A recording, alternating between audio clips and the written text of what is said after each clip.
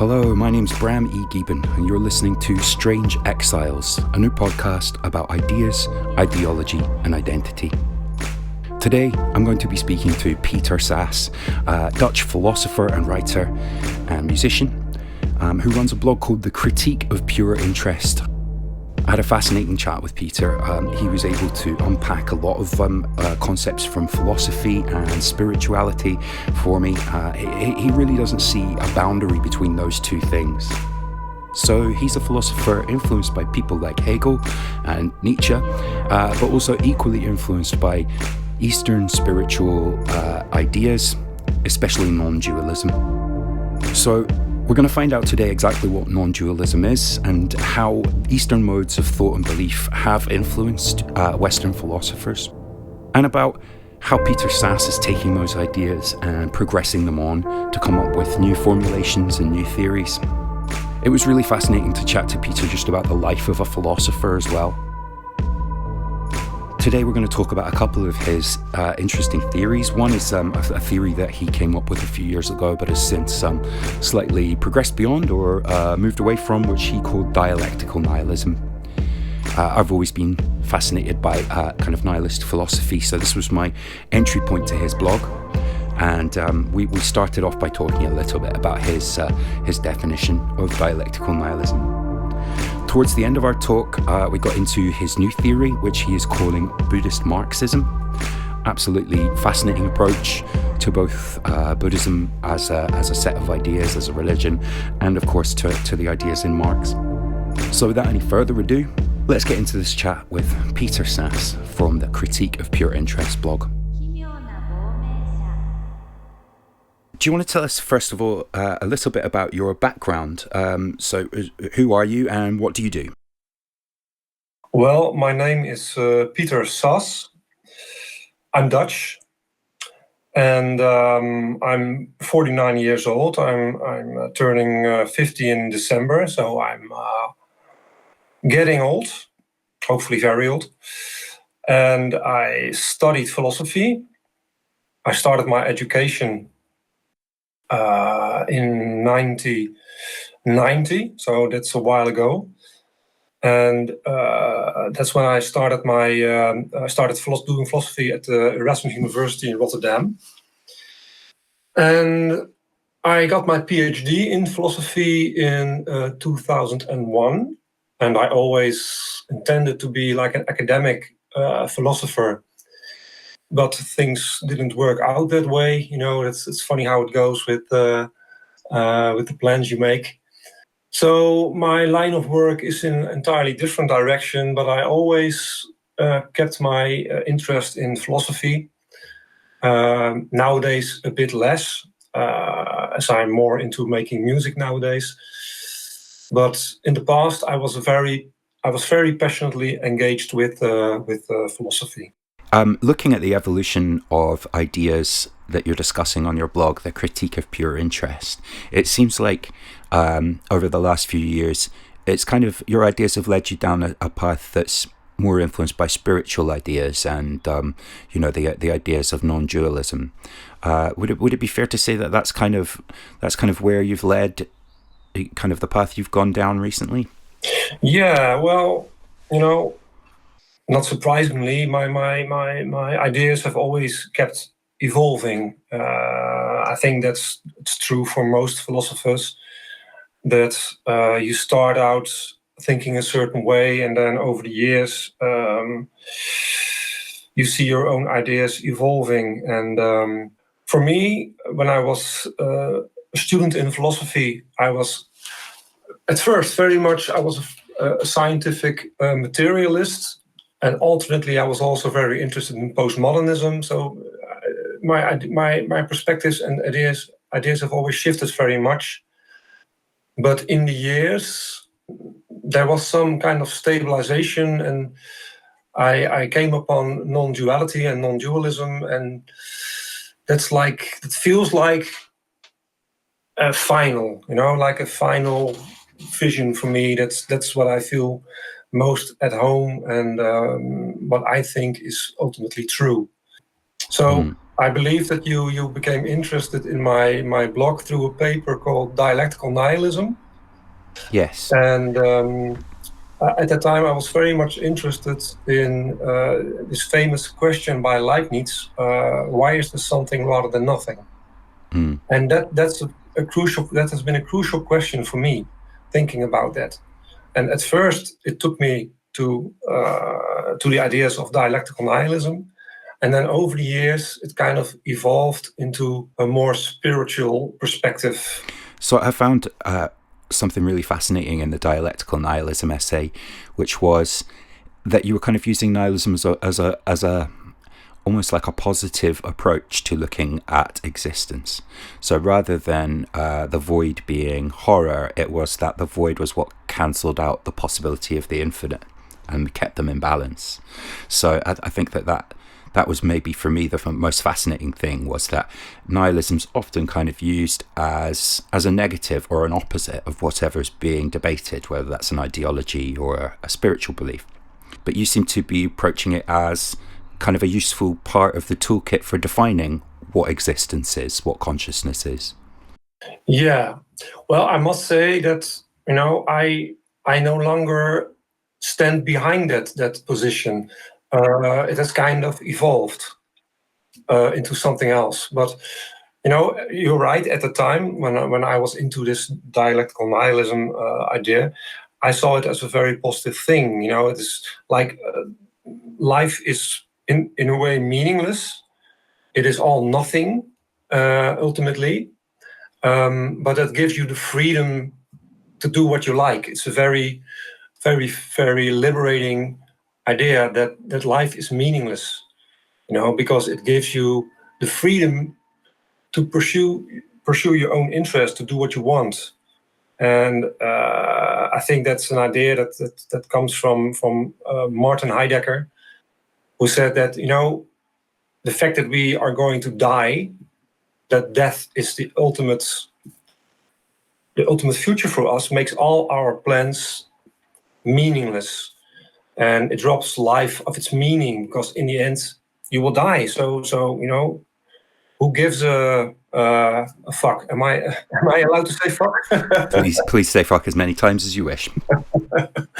So suppose that life had a meaning, that would be a very very scary thought, because then that meaning would almost become a prison. You would have to live according to that meaning.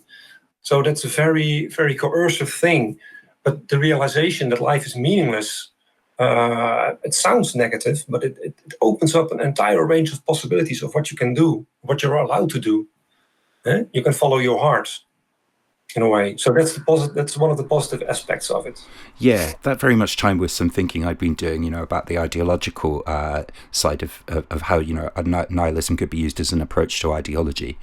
And we won't dive into that too much. I find what's really interesting about ideas in that kind of existentialist or nihilist space in philosophy is I guess, the oxymorons at the heart of them. I think, that concept that you've been talking about in terms of meaninglessness lets you do anything. I like to express that in terms of nothing is true, everything is permitted, which was a phrase that Aleister Crowley really liked, attributed to Hassan Sabbah. But then you've also got Dostoevsky, who said, if God is dead, nothing is permitted. And I think that both of those kind of occupy a similar space in philosophy, but they're in contrast. So I liked how your theory of dialectical nihilism kind of kept those things in tension. But I wonder if that has evolved as a position. Let's talk a little bit about dualism versus non-dualism. Can we unpack that a little bit? Yeah, sure.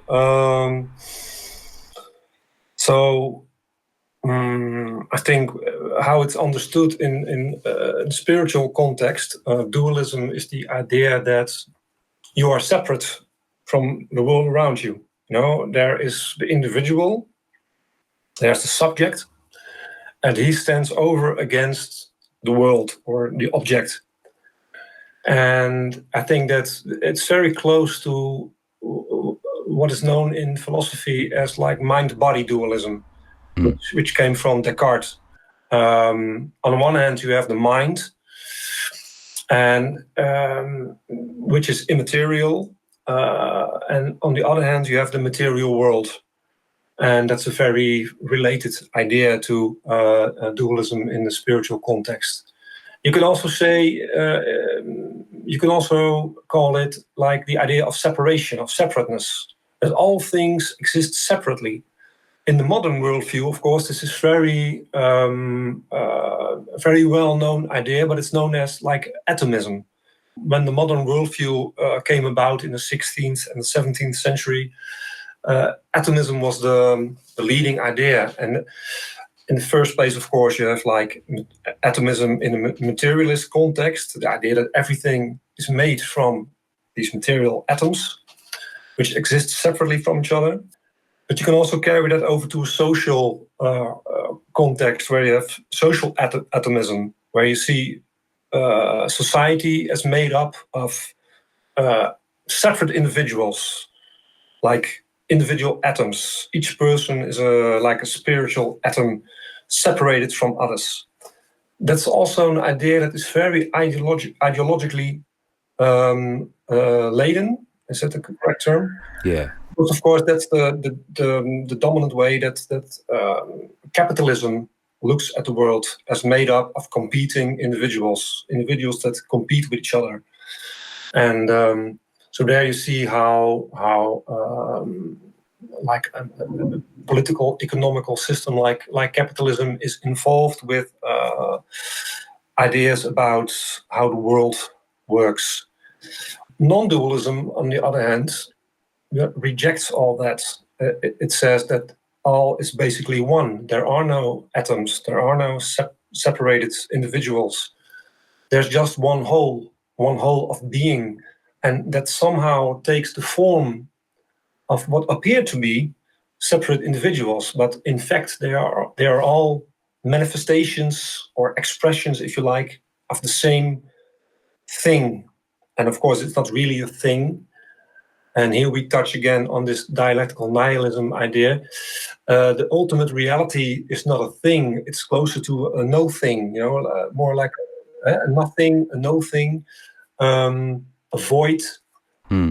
And the dominant way in non-dual spirituality is to look upon this one thing that is the ultimate reality as consciousness or awareness. There's one single consciousness, and it manifests in different ways, as different individuals, as different kind of beings, as the universe ultimately.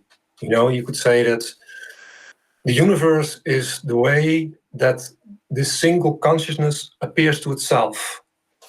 And that's at least that's how I look at non-dualism. There are, of course, other people who will disagree with me because it's a highly contentious topic with people disagreeing with each other very much.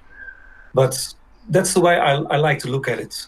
The universe is the way consciousness appears to itself.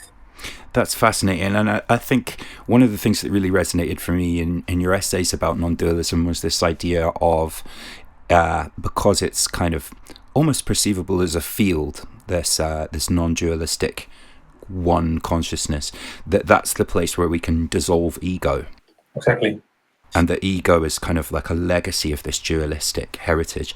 I mean, do you think that these are ideas? I think it's inarguable that these are ideas that are important right now, given the state of the world. Do you think that they are ideas that are gaining more currency, or do you think that they're ideas that are in danger of perhaps slipping out of the world? I think that on the one hand, more and more people are realizing that everything is one and everything is interconnected, to put it in a more new age kind of terminology. Physics, of course, is also progressing towards such a view. So there's a kind of scientific backing for it. If there's one conclusion that modern physics has reached, it is the idea that everything is interconnected on the physical level. Like I mentioned atomism before, but that idea, that paradigm, has been completely turned on its head in more recent physics, where the universe is rather seen as one interconnected whole. Everything is interconnected. So there's this scientific part of it, which confirms this idea of cosmic unity. And then, of course, we also have the current climate crisis. And we're beginning to realize that we are not separate from the planet. We are part of the planet. And if we are slowly destroying our planet, that will affect our own lives as well. We start to see that when there's a heat wave in Siberia and the permafrost there is going to melt, then all these greenhouse gases will get into the atmosphere, and that will cause global rising of temperature. So we're getting our grasp of the unity of the ecosystem, which is the Earth. That is becoming much clearer and clearer and clearer. And of course, because we are confronted with all these problems caused by climate change, I think this consciousness of unity will become much clearer to people. And of course, the world is getting more interconnected constantly, through globalization, through social media, and the communication technologies which have emerged over the past 50 years or so. That has also revolutionized our understanding of the world we live in. This the very fact that I'm talking to you right now, and that you will, in the future, turn this out to the world as a podcast. That would have been unthinkable, of course, to people 50 years ago. But the technology is making our world much smaller. So I think, there are a lot of factors nowadays which contribute to this understanding of the oneness of existence, the cosmic unity of existence. On the other hand, the situation in our world is not very rosy. There are a lot of problems and a lot of tensions, and a lot of refugees, for example. There's now a refugee crisis in Greece, and you see that other European countries are not willing to take up these refugees. Also, the people in where I live, in Holland, I think that most people don't want to take in more refugees. That kind of empathy, which goes with this cosmic unity, that is still lacking. Perhaps that will change in the future. I don't know. We just have to see how it will work out. Yeah, it's almost too tempting to think of these things in a kind of Manichaean struggle of good and bad as well. I think certainly in the writings of people like John Gray, he has a very materialistic kind of pessimistic vision of humanity, in which this struggle between good and evil is an illusion, and that history is just cycles.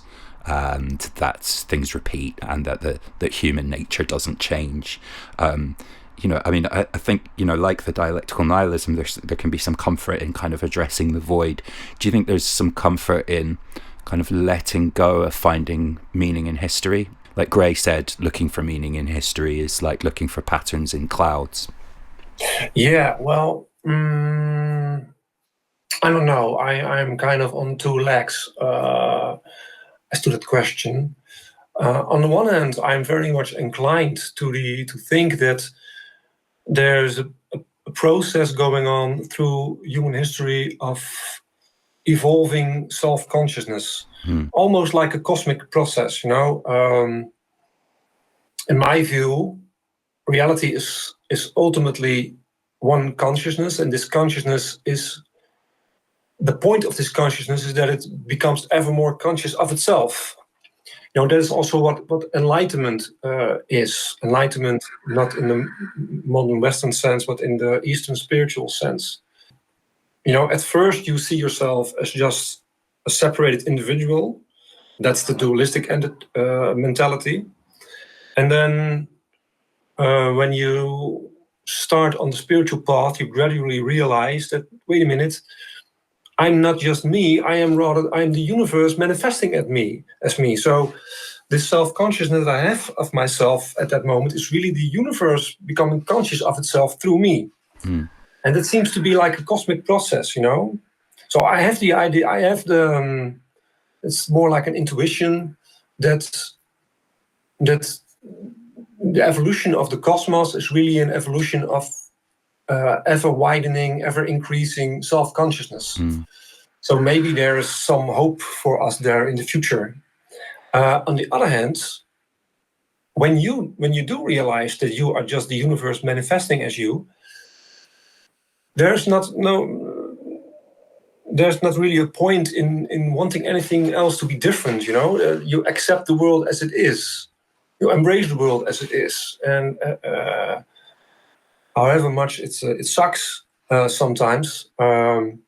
The very realization that that this is how the universe manifests itself, that makes it all right in a basic sense. Even the shitty things are embraced as a manifestation of the one or the whole, and that somehow makes it all right. If you understand me. Absolutely. And I think, that's maybe something that people who've been maybe raised in a very Judeo-Christian or, like a very Western thought tradition, whether that's Judeo-Christian or a particular political affiliation, they maybe wouldn't consider that aspect, that there's a certain pragmatism in dissolving the ego, in dissolving the position of I. It allows you to approach life maybe with quite a pragmatic view, where there isn't a teleological need for things to turn out well or end happily or come to a revolution. That you do on some level find this a way of looking at life where you can accept things as they are. Exactly. Yeah. I wonder if I could ask you about absolute idealism. That's one idea that you kind of explore in your blog. What is absolute idealism?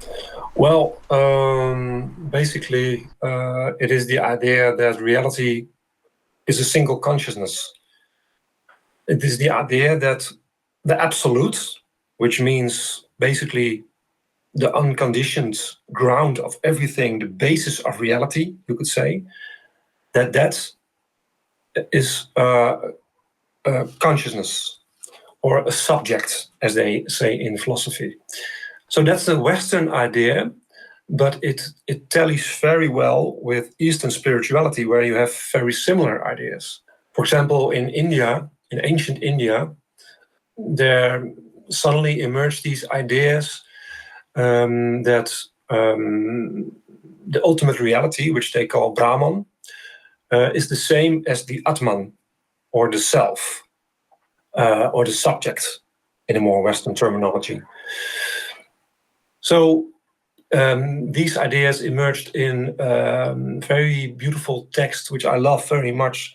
They're called the Upanishads, and they were written somewhere around 600 or 700 before Christ, but they probably go back to an oral tradition of oral communication of these ideas. So the basic ideas are probably a few centuries older, perhaps like 900 or 1,000 before Christ. So that's very old. That's much older than ancient Greek philosophy. So, and it's very stunning to see that in the Upanishads you find this idea that Brahman is Atman, or that the ultimate reality is the self, or the conscious self, and that these very same ideas re-emerged at the end of the 18th century and the beginning of the 19th century in German idealism. And there they are called absolute idealism. The idea that reality at its basis is a single consciousness, or a conscious self. Everything you see, or everything you can touch, or everything you hear, that's all a perception in consciousness. And we really never see anything outside of consciousness. That's a very strange realization when you think about it. Normally when you look at something, for example, you see a tree, you think, well, the tree exists separately from me. there's a tree and I'm here. But in reality, it is just a conscious perception. Take away the perceiver, and the perceived object vanishes as well. So we really have no foothold outside of consciousness.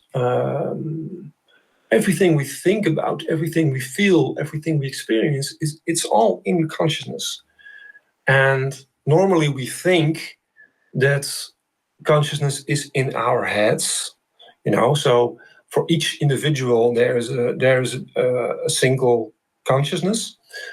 But absolute idealism looks at it in a very different way. It sees that there's a single consciousness, a universal consciousness, and in this universal consciousness, different things appear, like different individual beings, or trees, or stars, or planets. And that's as much a Western idea as it is an Eastern idea. But the difference between the Western and the Eastern approaches is that the Western approach is very intellectual. It is aimed at understanding reality. But in the Eastern approach, this absolute idealism functions as a way to achieve like liberation or enlightenment. You have to feel it, at the core of your being, that you are at the bottom, this all-encompassing consciousness. And that frees you from the troubles of the finite ego.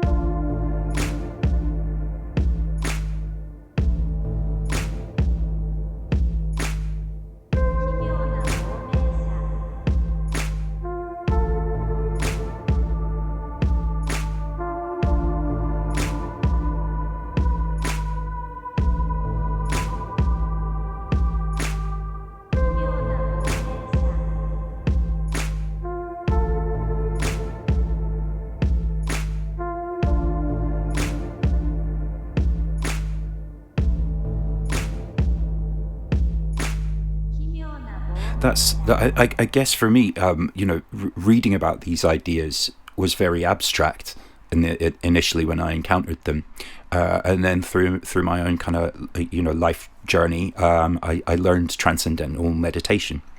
I think for a while I was meditating the wrong way, by which I mean I was using it to escape my troubles. I wanted like a respite, 20 minutes of my day that was respite from reality. And it wasn't until I kind of made the connection that in actual fact what I was teaching my brain to do was not escape my body, but recognize that it was in my body and not be so caught up in these ideas and rising anxieties and ideas in my brain.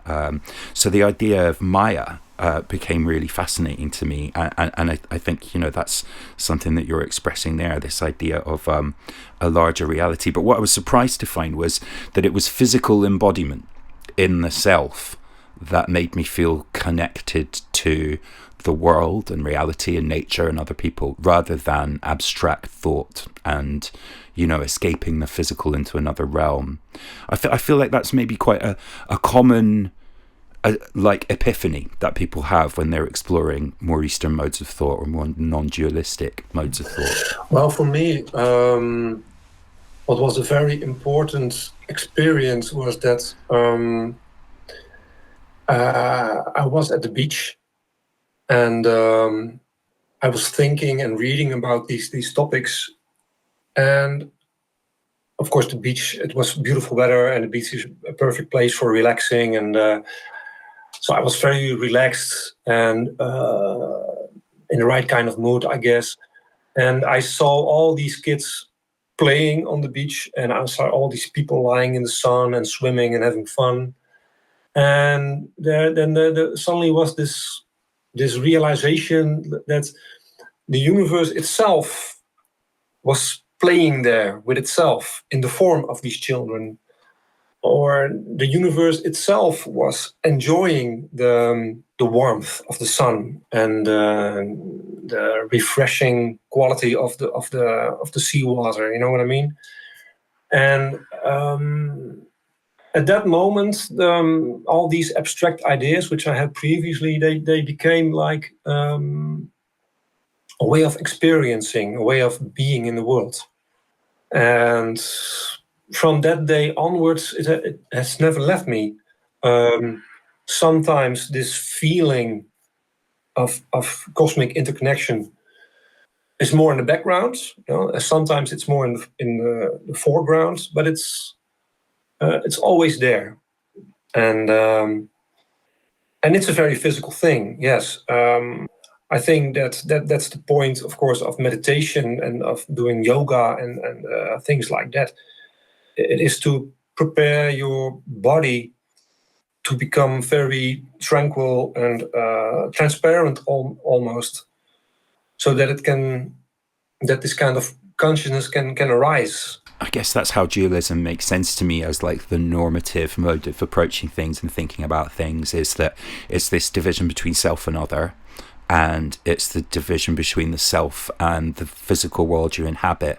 So people almost think of themselves as like the protagonist in a video game, the world as this constantly generating environment that to their perception exists while they travel through it. From the game's perspective, it's created as they travel through it. And two people who think of themselves as this kind of protagonists, Daniel Dennett calls it the benign user illusion, that we imagine as controlling, sitting behind our eyes, directing our thoughts. But it strikes me that if you're thinking of yourself as the protagonist with all of these complex motives and justifications and maybe self-deceptions, you are also seeing the rest of the world as almost like non-player characters in a video game. You only apprehend them through their actions. You don't apprehend them through necessarily seeing yourself in them. Do you think that's at the heart of a kind of maybe the solipsism of capitalism? Is this self-other kind of split that people have? Yeah, I think so. When you think of yourself as fundamentally separated from others, then of course a thing like compassion, for example, becomes very difficult, and it gives the idea that your consciousness is locked up in your own body. On the non-dual perspective, of course, you realize that that's a totally wrong way of looking at things. That consciousness is not located in your brain. Maybe this is a nice point to discuss, which I think is a very crucial point, which has emerged over the last also 50 years, I think. And that's the so-called hard problem of consciousness. And that really frees up our idea of consciousness. It liberates it from the chains of materialism, if you can call it that way. In a materialist perspective, we think that reality is primarily made up of matter, of atoms and molecules and stuff like that. And then somehow this matter becomes organized in a special way, takes the shape of a living cell, which evolves through Darwinian evolution, ultimately into intelligent beings like us with brains. And these brains, in their functioning, they somehow produce consciousness. But as philosophers, English-speaking philosophers have shown over the years, it's very difficult, or perhaps it's better to say impossible, to explain how you can get consciousness from a material system such as the brain. Yeah. There are some very, very strong arguments or thought experiments, as they call them, which show that there's always an explanatory gap that remains open. We can explain, for example, how the brain makes memories, or we can explain how the brain governs the body. For example, that I have this teacup on my desk here, and we can explain that how the light reflects from the teacup into my eyes, and it sends signals to my brain, and that activates a certain area in my brain which decides that I am thirsty, and then there goes a signal to my arm so that my arm lifts up the cup and I drink it. Neuroscience can explain all that. But the fact that all these processes are accompanied by a conscious experience of drinking tea, for example, that remains something that neuroscience can't even touch on. Why is all this brain activity accompanied by consciousness, by conscious experiences? That is something totally unexplained. So when you let that sink that in, you realize that consciousness is something very, very special. It isn't produced by the brain. It can't be produced by the brain. So that gives you a totally new perspective. I think that is also one of the things that is slowly sinking in nowadays, that consciousness is very special and doesn't fit in the materialist's worldview. Yeah, I have a fascination with the SETI project, the search for extraterrestrial intelligence, and I think that this has a bearing on that too, in that, we perceive consciousness for a very long time in a way that was about individuals, and we only really granted consciousness as something that we recognize to human beings. But neuroscience is very much, developing an appreciation of consciousness that does take in other animals. We can prove that not just that certain species can use tools, but that they experience emotions and so on. And I think of that in terms of the relation to SETI, of being like, would we recognize a conscious creature if we saw it? Is our perception of the field of consciousness still really, really too narrow? For me, the logical conclusion from accepting that perhaps consciousness pre-exists my consciousness and will continue to exist after as a field that we're all in. Maybe that encompasses, rocks, the world, which I guess that also goes along with James Lovelock's Gaia theory too, doesn't it? Yeah. Well, what was for me a very important realization was that consciousness is not in my head, but my head is in consciousness. There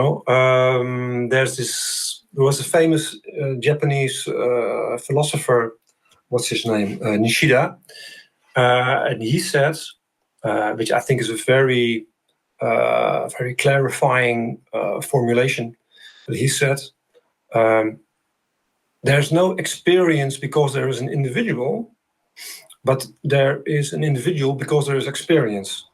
Perhaps we should rephrase it as, there is not consciousness because there is an individual, but there is an individual because there is consciousness. What we have to realize is that we experience ourselves. We only know ourselves through experience. So the possibility of experiencing, which is what consciousness fundamentally is, that somehow precedes our individuality. So it is pre-individual, and that makes it feel like, you used that term earlier. I think that is very very good term. Consciousness is pre-individual because it precedes the individuals that appear in consciousness. You appear to yourself, but what you fundamentally are is you are not that which appears. No, you are that to which it appears. But that to which it appears, that is not something that itself appears. It's like the eye cannot see itself. So consciousness is like this giant cosmic eye, which sees everything, but which cannot itself be seen. And you mentioned the SETI project. I have often thought about, that's kind of a fantasy I have, that when we finally meet aliens, I'm very much interested in their philosophy. What kind of philosophy do they espouse? And I always think that they're probably non-dualists. And they probably take consciousness as the ultimate reality. Yeah. I think that's a really good point to bring in the Buddhist Marxism thing, because it seems to me like that really this is almost, in political terms, perhaps an argument of radical subjectivity versus radical intersubjectivity. Insofar as the dualistic mindset asks you to define your terms and set them out and then view reality in this kind of rigid way through those terms. It attempts to establish an objective from a subjective point of view, whereas a radical intersubjectivity is kind of formless and boundless and is purely about looking outside oneself and then incorporating that into the wider picture of the world. Is that kind of where the Buddhist Marxism ideas are starting to form, like in that space? Yeah, I think so. I was very much interested in Eastern spirituality, of course, and in Buddhism. And there were also these things happening in the world which I didn't agree with. There's Trump in America, and he's turning out to be more and more of a fascist. And there's capitalism, which is slowly destroying our world. So I wanted a way to combine this kind of political activism or critical attitude with more of a spiritual outlook. And so I started to think about the relationship between Buddhism and Marxism. And at first you think, well, they have nothing in common. But when you think about it, there are many similarities.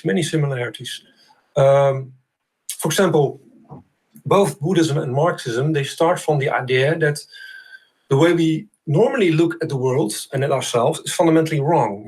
That we, in a normal mode of being, we are slaves to a kind of ignorance.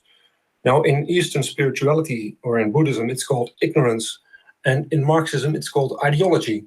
But they both point to this idea that our normal view of ourselves and the world, there's something fundamentally wrong with it. And they both locate the main problem with the way we think about ego, about ourselves, about individuality. So it's basically the illusion of duality, that we are separated ego, separate from the world. And Buddhism wants to overcome that. Marxism as well, in a sense. Marxism, what Marx cared about very much was that humanity is one whole, and we are social beings. We are not individual beings. So we are manifestations of the human essence. But the human essence is something that is something that precedes the individual. And capitalism and political, liberal theory of Adam Smith and stuff like that, they see the individual as a social atom. But you must see the individual as an expression or a manifestation of this social essence. So there, in a way, there's a kind of holism in Marxism. Marx even said that he was a naturalist, of course, in a way. So he saw that human beings are part of nature. So there is a kind of ecological consciousness in Marx too, which wasn't very much developed. It's something that remained implicit in his writings, but it's there. He somewhere says that mankind's reaching self-consciousness is in reality nature becoming consciousness through itself. Sorry, I'm putting that in the wrong way. Nature becomes conscious of itself through man. So that sounds very non-dualistic. So the point in both Buddhism and in Marxism is that we have to overcome this egocentric attitude and realize our oneness with the world or with the cosmos or whatever. So that is one similarity between Buddhism and Marxism. What is also very interesting is that in Buddhism, and especially in later Buddhism, Mahayana Buddhism, you have the idea of the interconnectedness of everything. They call it dependent co-arising. So nothing exists just for itself. It is always a product of a context. As a human being, I only exist because I breathe the air, or because I eat the food, or because my body is adapted to the atmospheric pressure on Earth. Take away all these things, and I vanish, or I die. So phenomena or things, they always appear together in causal relationships. Nothing exists for itself. Now, when you look at Marx, that's exactly what he said too. Human beings are what they are because they are formed in a social network. They are really like nodes, nodes in a social network. So that was a very strong similarity I saw between Buddhism and Marx. This idea of the interconnectedness of everything, and of course both systems, if I may call them systems, both are aimed at liberation. The point of Buddhism is to become free from this egocentric, dualistic attitude. And the point of Marxism is to become free from what you could call possessive individualism. So that there's some real possibility there of a fruitful exchange between Buddhism and Marxism. I've researched this a little bit, and I believe that in Southeast Asia there have been some Buddhists who have developed this this dialogue with Marxism, but the world nowadays is not very much receptive to Marxism. Of course, because Marx has been associated with Stalinist communism and stuff like that. So it has become unfashionable, which is something that I regret very much, because Marx was a brilliant man, and it's sad to see that almost nobody understands his ideas properly, because almost everybody sees him as a communist like Lenin or Stalin, but he was nothing of the sort. Yeah. I'm really fascinated to see you develop those ideas. I think that's a really kind of fertile ground, and I'm fascinated to see that starting to appear in your essays on the Critique of Pure Interest blog. That's been such a fascinating conversation. Thanks so much, Peter. I wonder if, just to finish off, we could give a kind of reading list for anybody listening, just a few books that you would recommend, or blogs perhaps, that you might recommend for people wanting to explore these ideas. Let me think. I would highly recommend the Upanishads to people, but they're a little bit tough going because there's a lot of mythological background in there, which might seem very alien at first. So you have to struggle through that in order to get to the nuggets of wisdom which are in there. But you will certainly be rewarded. And let me think. Well, there's this really nice little book which is very accessible by, I believe his name is Taft. His last name is Taft. And it's called Nondualism. And it provides a very accessible introduction to non-dual philosophy, which has been developed through the ages, from ancient India to Buddhism and to our present time. So that's a very accessible little book. Nowadays, people are, as I said, recognizing the very special nature of consciousness and the fact that you can't understand it from a materialist perspective. And one person who is very knowledgeable in that area, his name is Bernardo Kastrup. Kastrup, I don't know how to pronounce it. And he has this website, Bernardo Kastrup's Metaphysical Speculations, and he philosophizes about consciousness from a non-dual perspective. The political aspect is more or less missing there. But he's a very interesting figure that I would certainly recommend people to investigate. That's fantastic. Thanks for those recommendations. And listen, thank you very much for being involved in the podcast. Yeah, well, I wish you all the luck with the podcast, and I hope to see more of it in the future. Thank you very much for listening to this episode of Strange Exiles, a podcast about ideas, ideology, and identity. You've been listening to Peter Sas, the Dutch philosopher and spiritual seeker who writes the blog Critique of Pure Interest. We'll link to the blog in the description of the podcast, so make sure you check that out. Perhaps we'll get Peter back on a future episode to talk a little bit more about his music projects and his ongoing quest for kind of balance and peace, which I think is something that we could all do with a little bit more of. On future episodes of Strange Exiles, we'll be speaking to political figures, journalists, people who are experts on occult or weird knowledge. We'll be diving into subjects which you might be strange or different or hopefully revelatory for you as a listener. My goal with this podcast is very much to expand the boundaries of what you think about, what you feel, and maybe the ideas that you explore. I hope Peter Sas has been a good place to start with that kind of exploration. You can follow us on Twitter at Strange Exiles, and you'll find us on all of your favourite podcast streaming sites. Just a few words of thanks to Weaponizer, our sponsor, and also to Asthmatic Astronaut of This Is Not Pop Records for our beautiful theme tune. Thanks also to Pete Ross and Ewan McAleese for their help with putting together the first episode and helping me to get it out there on the feeds. Hit subscribe and we'll be back soon with another episode. Thanks for listening. Take care of yourselves.